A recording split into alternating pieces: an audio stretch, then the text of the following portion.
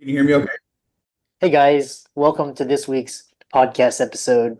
I've got a fantastic entrepreneur for you today, Alex Minicucci, based out of California, and he's an entrepreneur. Gets started in the tech business, and he's doing a lot of interesting things around software business. But he's also got a lot of interesting ideas around mindset and just flourishing as an entrepreneur. And I love to talk with him, pick his brain. And so, Alex, welcome.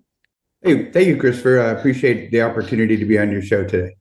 Yeah. So I know we were talking backstage, and like I said, I'm always fascinated with people's backstories and how they got to be successful, and once they were, what they're doing. So tell the audience about your journey, and we'll dive right into it.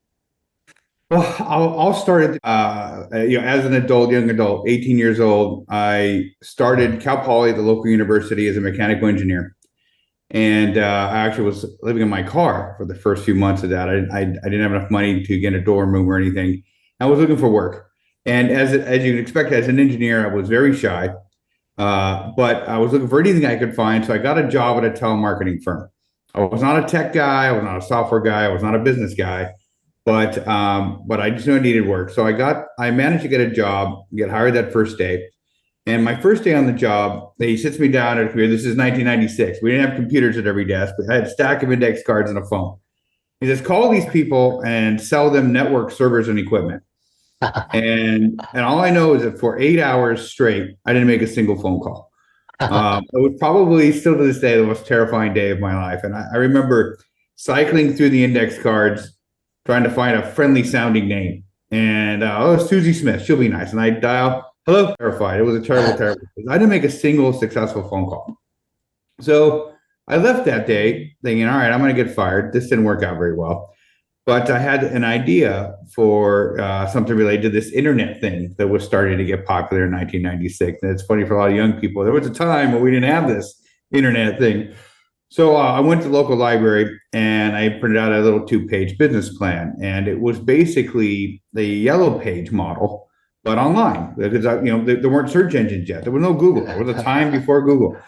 So I printed it out. I came in the next morning and said, hey, boss, can we talk? He goes, yeah, Alex, we got to talk. So we go into his office and he says, I really like it, man. Like you're a personable guy, seems smart, but you didn't make a single phone call. This is a high performance shop.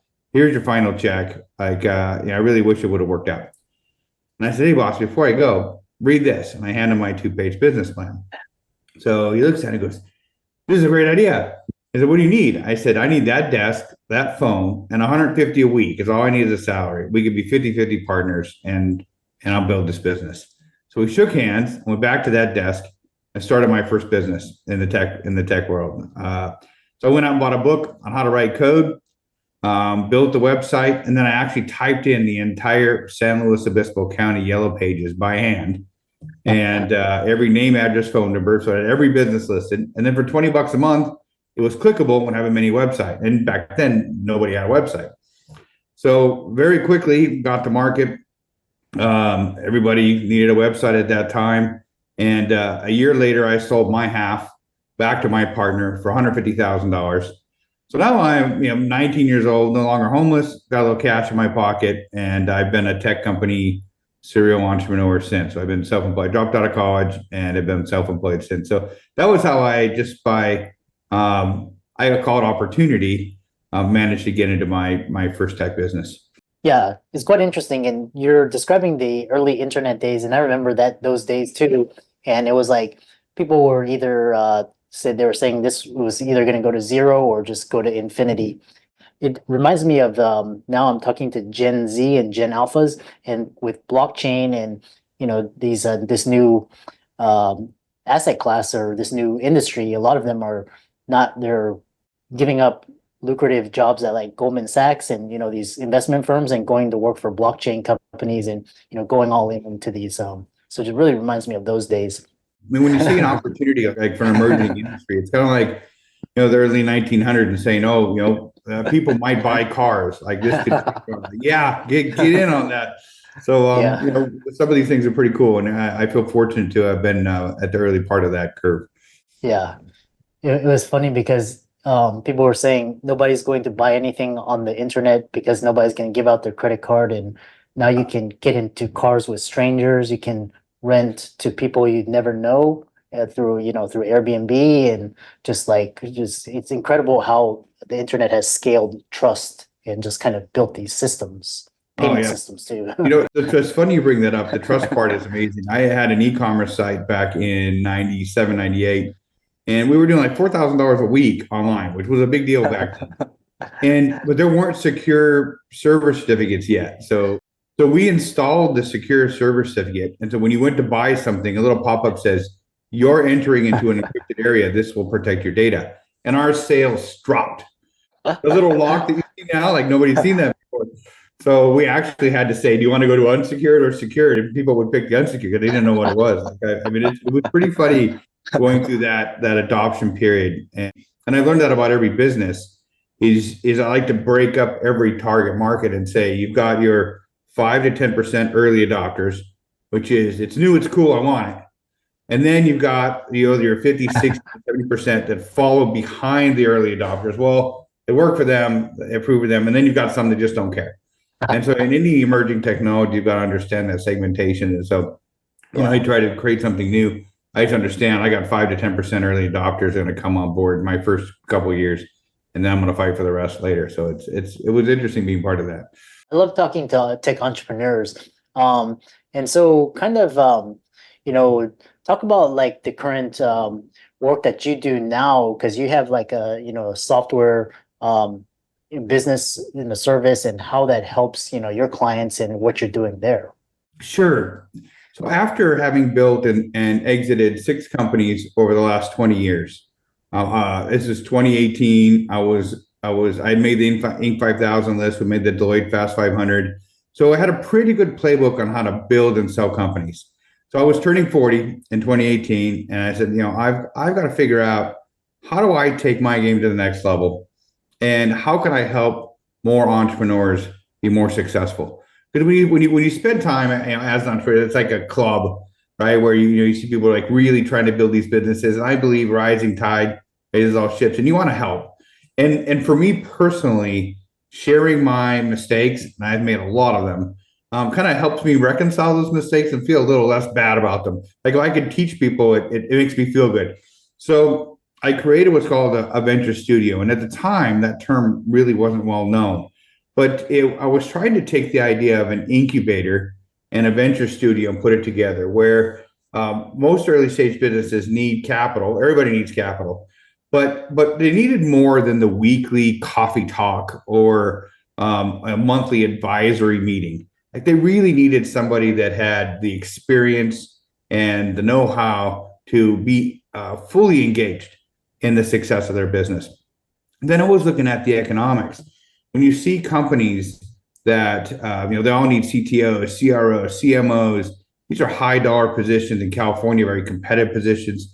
So you're trying to build your business, and you're competing for all this C-level talent and people to build into your business. So what I did is I pulled my A players from my previous projects together, created my A team, and then shared that team with up and coming software companies. So the scenario here would be, let's say I've got somebody who's built a software platform and has an MVP, and now they're thinking, I want to raise a couple million and I want to try to scale this. So if they come to me and say, Alex, will you be my partner? One, I know what it's like to scale and exit. 2, I can share my CTO, my CRO, my accounting team, my support team. So most of the resources they would need to spend that money on, I've already got. So what I say is that my team's gelled, they're ready, they're excited. We can get started tomorrow, or you could spend the next year trying to raise that 2 million. But even more concerning is how to spend that 2 million. And what you find is particularly software company entrepreneurs, they're great at tech. They want to build their widget. They want to build their product. They don't want to build a team. They don't want to manage a team. They don't want to learn HR. They don't want to deal with payroll and insurance. And so these are all the necessary evils of building a proper business. So if I can come in and take some of the stress and weight of the kind of the administrative side of building a business as an operational partner, then the subject matter expert can focus on quality of product, making sure the clients are happy. We all want to market faster. Plus, you've got someone who knows how to operate the business, invested in your success instead of just check writers. So it's a different type of capital and a different type of partner. I'm certainly not for everybody, but it was a different model. It was satisfying to me, and hopefully to the portfolio partners that we worked with. Yeah, I love that. Like I said, I love talking to early trendsetters, and you're one of them. And share a pivotal moment in your career or personal life that significantly shaped your perspective and approach. Well, certainly the story I gave you earlier about getting into that business. What I learned about that was every moment is an opportunity, and I tell that story because I turned a firing into an investor. And most people would think, oh, I get fired, you put your head down, walk away, and that's it. But I knew he was a guy who liked me. He knew that I wasn't good at cold calling, but he wanted an opportunity to do business. I knew he had resources, and so and I was sitting at the desk, I was having a conversation with this guy. So you look at how hard is it to make that scenario happen, and I ended up being able to capitalize on that, and that kind of gave me the spirit to say there are so many opportunities in life that you're presented with. If you look at from the right lens, really are opportunities to move forward and advance as opposed to what feels like a challenge or a setback. When I started my venture studio, I named it Relentless, and my domain is berelentless.com. And when I named it, I thought, what is the single most characteristic that applied to my success over the years? And it wasn't genius, and it wasn't anything. It was just relentless. It was finding those opportunities. It was operating with a sense of urgency, and it was problem solving. Knowing that if I have the right people around me and the right mindset, that I can get through any scenario. So it kind of started at an early age, and it just evolved over time. And I had somebody articulate to me the other day, I thought it was great, the entrepreneurial curve of uninformed optimism to informed pessimism to informed optimism again. And so most people are like, yeah, I'm going to start a business. This is going to be great. And then 6 months later, like, oh, this is hard. It's a lot more than I thought. It's not going as well as I thought. You never hit your forecast. You never hit your numbers. Things are always more expensive. Tech always takes longer to build. And so then you're down in the dumps. And it's those people that persevere through the low and work and solve those problems and get back up through it that end up being successful entrepreneurs. So that's how I named my company Relentless. Oh, Christopher, I don't hear you for some reason. I think you're muted there. Let's see. If most people understood what entrepreneurship was, they wouldn't do it because it's just so it's just so hard. And I love your idea of relentless because you're talking about just execution, and those people that just execute and just kind of learn and just go and just execute and it's not really the smartest people. It's really just the most driven. It's just like they're gonna get it. They're gonna make it work. They're gonna get it done. Those are the ones. That's why you have Elon Musk and individuals such as yourself. So next question is, so mentorship and learning, and who has been the most influential mentor in your life, and what is one critical lesson they taught you? I would say my most influential mentor is a gentleman named Mark Stark, very successful real estate broker, great individual, great guy to know, compassionate and interesting, but driven at the same time, which is a unique combination. And when you talk to him, he's thoughtful, he listens, he pays attention, he considers all options, but at the same time, won't take any BS excuses and will push you to be your best. The best lesson I learned from him is he talks about clarity often. And when you first hear that, it seems like, oh, of course, clarity. When you really dig down into clarity of your own life's mission, and what are your primary motivators to do what you do, all the way down to clarity in your business model, and what are your core objectives and how you align your team on those objectives. Clarity really is everything. As he has continued to mentor me on challenging me to develop my clarity, asking me why do what I do? Do I really understand the motivations and processes, and get better at articulating that mission and that clarity to other people? It's made me a better entrepreneur. It's made me a better human. So his missions and his guidance and mentorship there has been invaluable. Yeah. How can people find out more about you and the work that you do and connect with you?